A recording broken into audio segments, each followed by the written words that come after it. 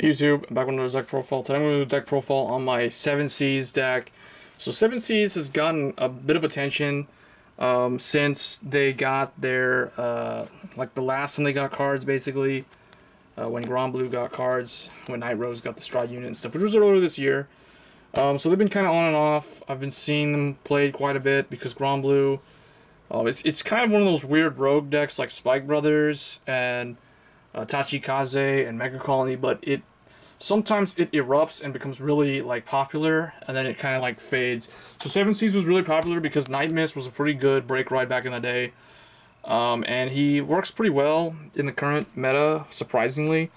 So without further ado, let's get right into it. So for some reason, I still only have 3 Lord of the 7 Seas Nightmist. Ideally, if you mean serious business running 7 Seas deck, you definitely want to run 4 copies of this guy because he is the main go-to Vanguard.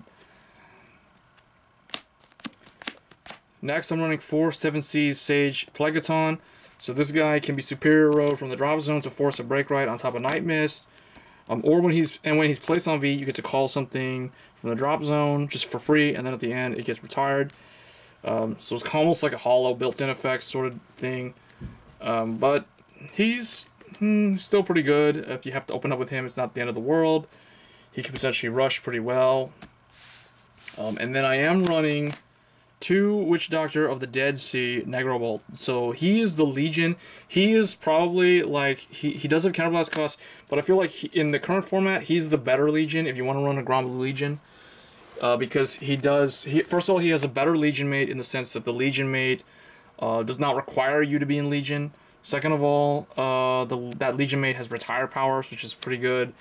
And he can get you a 4th attack without having to run like stand triggers or stuff. So 9 grade 3s, because it's Granblue, they're really weird. They like to mill stuff. So, but ideally, like if I did have the 4th Nightmist, I probably wouldn't be running the Legion at all. Legion's kind of in here to just close out a game or restack the deck if you're almost dead due to deck out. So that's kind of why it's there. For the grade 2s, 3 Ruin Shade. So I may drop it to 2. But it's still really good early to rush. Like if you went second and the opponent got to ride grade 3 first, so they have an 11k or whatever.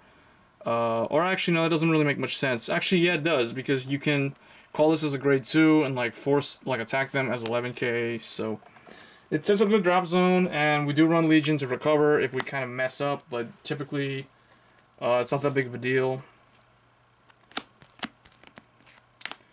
Next, I'm running 3 7 Seas Pillager Night Spinel. This is a really nice new card that 7 Seas got. And it has a nice drop zone skill as well. You can discard 1 card to superior call this card. So it also is your power gainer. Basically, when your other unit with 7C is called from the drop zone, it gets 2k. So it can become 11, 13, 14, no, 13, 15, and then it can be like over 21k pretty easily with the booster. Next, I'm running 2 Dragon Undead Ghoul Dragon. This is the Legion mate for the Witch Doctor Legion. Like I said, when your unit is placed on R from drop zone, it gets the ability of on hit to a Vanguard. It can choose one of your opponent's rear guards and retire it. So this effect actually stacks. So if you call 2 units, he hits, you can retire 2 units from the opponent. If you call 3, he hits, you can retire 3 units from the opponent. So you can devastate their field. Pretty scary. Like, it's pretty easy, but typically it forces shield out of the opponent's hand, or at the very least, it would like force a G-Guardian or something.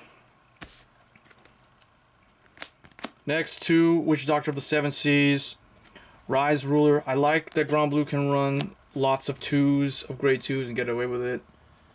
And then I am running my 1 Skeleton Cannoneer. Gives them the ability to retire more retire power in addition to this guy. It's more consistent retire power than this guy since it's not on hit. And he does have the hollow ability if you want to use that to draw an extra card, you know, depending on who you're up against. If you're up against Shadow Paladin, you may want him to stick around. But you just have a lot of options. What I may do is I may drop Ruin Shade to 2 copies and run 2 of him. So it would be like 2 of everything except this guy. So let me know in the comments what you think is a good lineup for 7Cs. As far as the grade 2s go, and I guess the grade 1s. For grade 1s, 4 of the original Gust Gen. Pretty self-explanatory. 3 Witch Doctor of 7Cs. This is another new 7C support card that they got that has a pretty decent effect. It works really well with this guy. So does this guy. 2 Sea Strolling Banshee. It's your draw power engine. It always has been for Nightmist and 7Cs. 2 7Cs Hellsman Nightcrow. Again, another 7Cs target that can revive itself from the drop zone. 2 Armand. This is your 10k when called from drop zone. 10k grade 1. And then for the trigger lineup, it's still 12 critical. So just with a new guy. So Cody the Ghosty is now in here as well. I want to test it out in here. Basically, when a unit without Ghosty is placed in the drop zone, you can +1 superior call this card. So it's like that unit dies, it becomes a ghost. That's basically kind of what this is. Then 4 of the original Rough Seas Banshee. And I decided to run Night Spirit as the other critical. So 12 critical. I've always run 12 critical in my Granblue 7Cs deck, and it's always worked out really well for me. With the Sea Strolling Banshees being the draw power, you can get away with 12 critical. And then for Dr. Rouge, heal. And I am trying a new starter for once instead of my Peter the Ghosty. Rookie Pirate Gina. So basically, this is a lot of the clans in set 8 got this weird like 4K grade 0 that either has this effect or it has another effect.